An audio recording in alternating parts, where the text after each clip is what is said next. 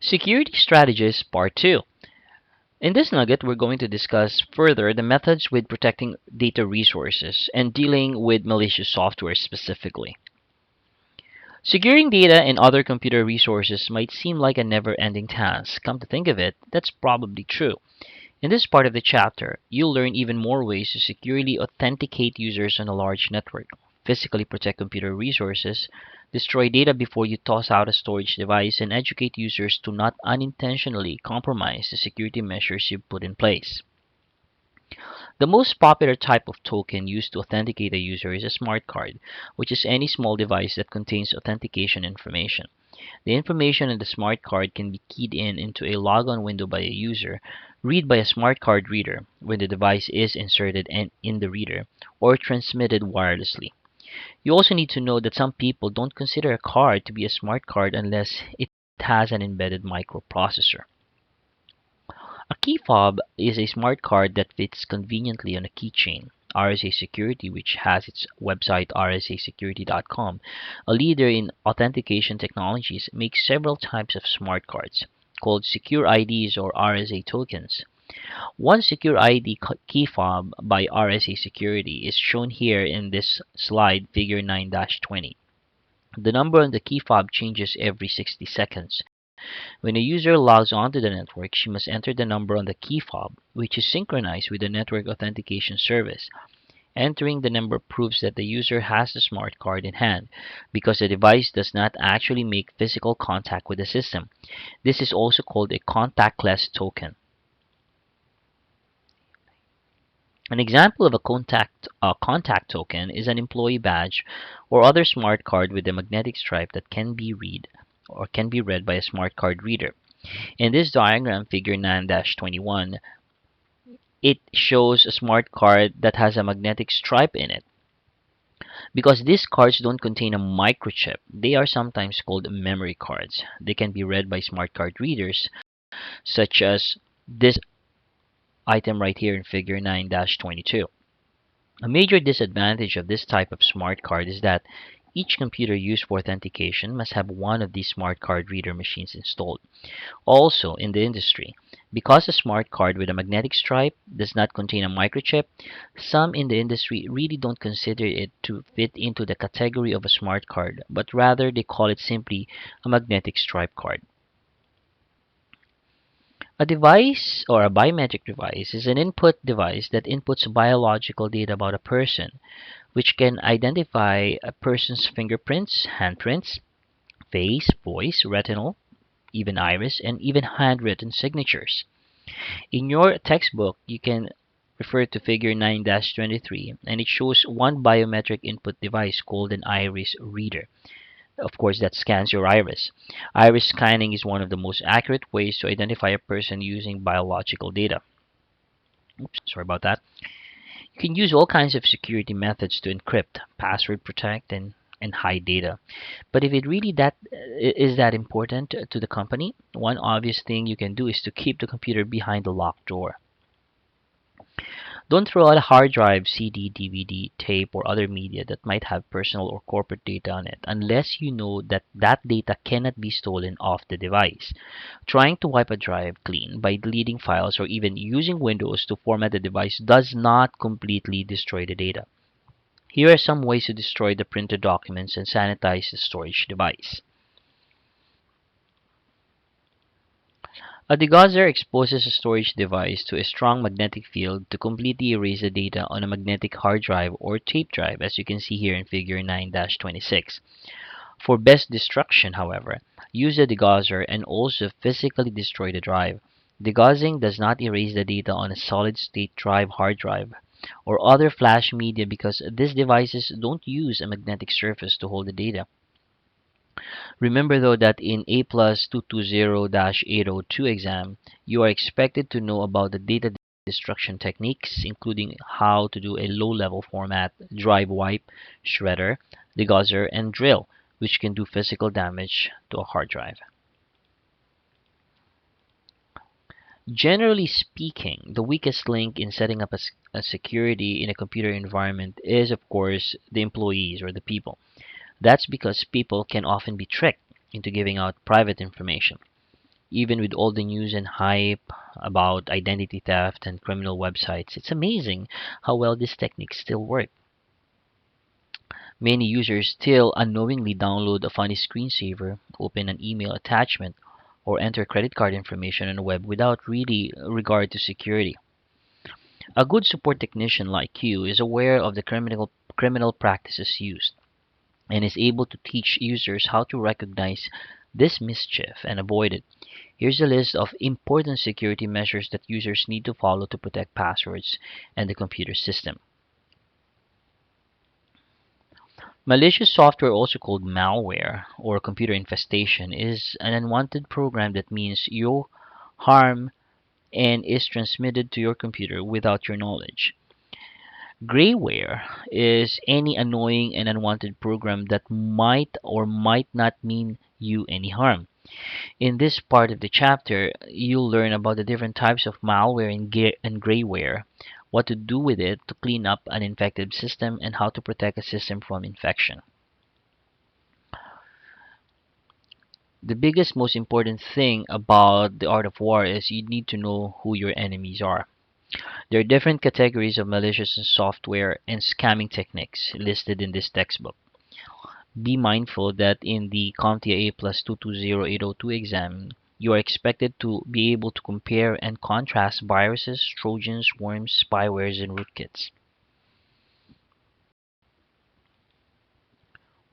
Here are some other kinds of enemies that have popped up all these years. Example would be keyloggers that automatically tracks all of your keyboard strokes. Worm programs that automatically, or they call it automagically, copies itself throughout the network until it's able to replicate itself in every important drives or folders of the network. Trojan, which is a very deadly form of an attack, um, it is considered by some as a malware, high availability malware, and this often is downloaded from a website or a user is tricked into opening an email attachment, um, and even going to a particular application and trying to execute that application by double clicking. What I want to focus more on is this particular type of attack called a rootkit attack. This form of a virus is perhaps the deadliest form of virus we have so far, and it's really very difficult to clean a system that has been infected with this kind of a rootkit virus. What is a rootkit virus? A rootkit virus is a virus that loads itself before the OS boot is complete, making it really very stealthy. Because it is already loaded when the antivirus software loads, it is sometimes overlooked by the software.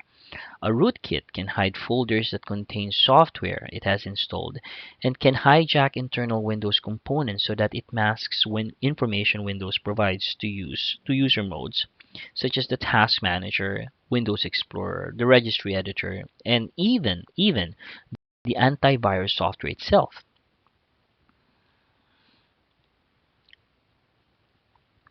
This section is a step-by-step attack plan to clean up an infected system. We'll use antivirus software to remove all types of general malware, and then use anti-spyware software to remove spyware and adware. Then we'll use some Windows tools to check out the system to make sure all remnants of a malware have been removed and the system is in tip-top order. If a system is either infected and will later on hold sensitive data, consider backing up data, first reformatting the hard drive, and reinstalling the OS and applications. In fact, Microsoft recommends this to be the safest way to deal with a highly infected system. A PC support technician needs to know how to recognize that a system is infected with a malware and how to clean an infected system. Here are some warnings that suggest malicious software is at work. In via Windows Explorer, you can see the file names now have some funny characters on it. Even the file extension is an extension that the Windows File Association feature cannot detect. When the operating system tries to boot, it hangs indefinitely, before getting to the desktop, or it takes unusually longer time than it used to be. You begin to receive email messages telling you that someone sent you a spam or infected message. You cannot even access your antivirus software. Somehow it got deleted, or it appears to be deleted. The shortcut to it was deleted, and the message appears that a downloaded document contains macros, or an application asks whether it should run macros in a document where it used to be. No such confirmation has ever showed up. You've got to remember that if an infected computer is connected to a network, whether the network is wired or wireless, immediately disconnect the network cable or turn off the wireless adapter. You don't want to spread a virus or worm to other computers on your network.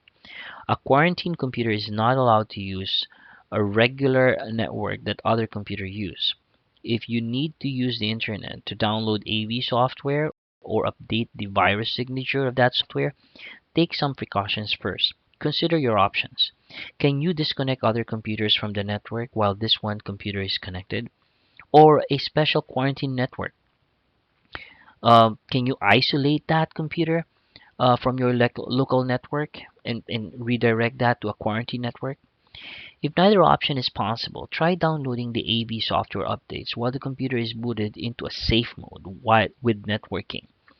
Malware might still be running in safe mode though, but it's less likely to do so when the system is started normally. Always keep in mind that data might be on the hard drive that is not backed up. Before you begin the cleaning up of the system, remember to back up the data, just the data, not the system files, to another device.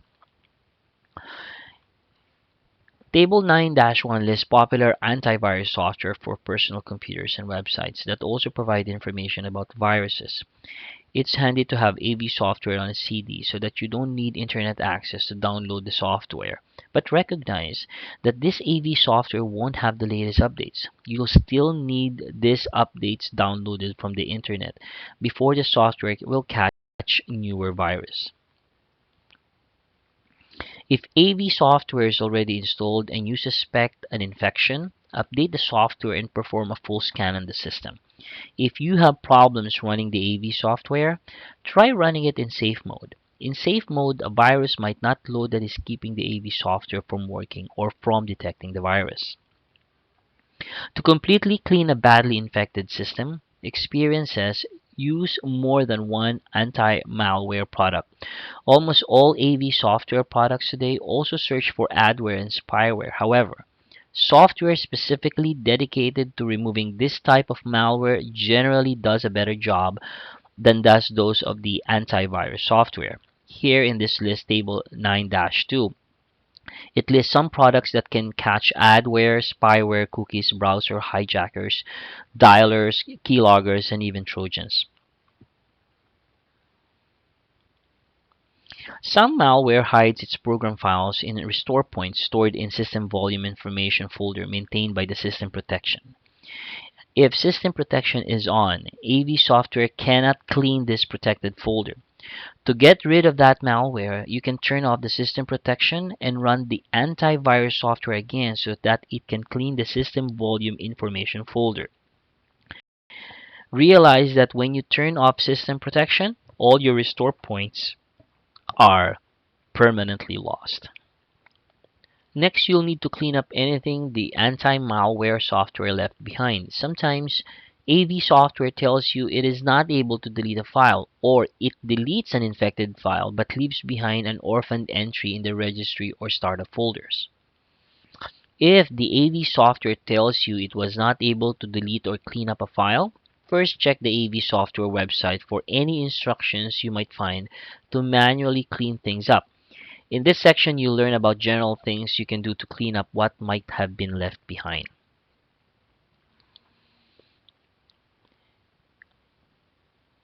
In your textbook, and if you refer to Appendix G, it lists some registry keys that can affect startup. You can search these keys and delete entries that you feel that should not be there. You can also use autoruns at Microsoft TechNet, and the website for that is technet.microsoft.com, to help you search for orphaned registry entries. Adware and spyware might install add-ons to the Internet Explorer, including toolbars you didn't ask for. Install cookie trackers and change your IE security settings. Anti-adware and antivirus software might have found all these items, but as a good defense, take a few minutes to find out for yourself. In later part of this discussion, we will cover how to use the Internet option box to search for unwanted add-ons and delete ActiveX controls. You can uninstall unwanted toolbars and plugins using the Program and Features windows of the application. Occasionally, you'll need to deal with a really nasty infection that won't be found or deleted by conventional means. In this situation, use the Task Manager or Process Explorer by sysinternals, which is a very good third-party software. In Microsoft TechNet, all these three to find running malware processes. To help you with researching a process, there is a table 9-4 of your textbook that lists the core Windows processes that are likely to be listed by Task Manager. If you suspect a core Windows process is corrupted or has been hijacked by a virus, use an sfc command to restore the corrupted program. If you suspect a program is masquerading as a Windows program and it is not in the Windows folders or subfolders, kill and delete it immediately. Stump that bug right away. The term rootkit, as we've discussed a while ago, applies to a kit or set of tools used to originally found on Unix computers. In Unix, the lowest and most powerful level of Unix account is called the root account. Therefore, this kit of tools was intended to keep a program working at this root level without detection. Rootkits can prevent Task Manager from displaying the running rootkit process, or may cause Task Manager to display a different name for this process. All this hiding is accomplished in one of two ways, depending on whether the rootkit is running in user mode or kernel mode, as you can see here in 9-336.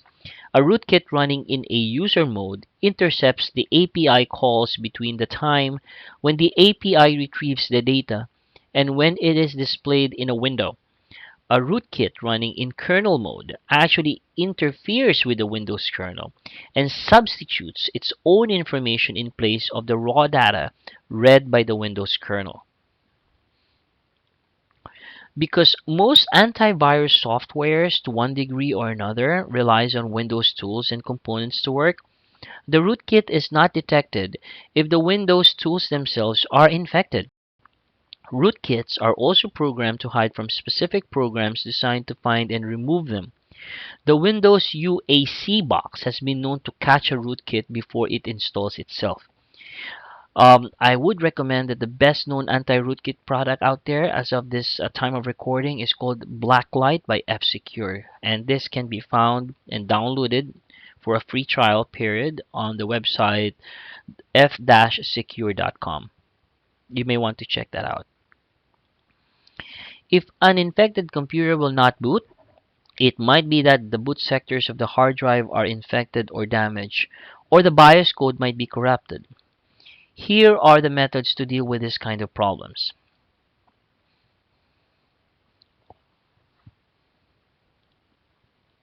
You can launch the recovery environment to repair the MBR of the OS boot record and access the command prompt.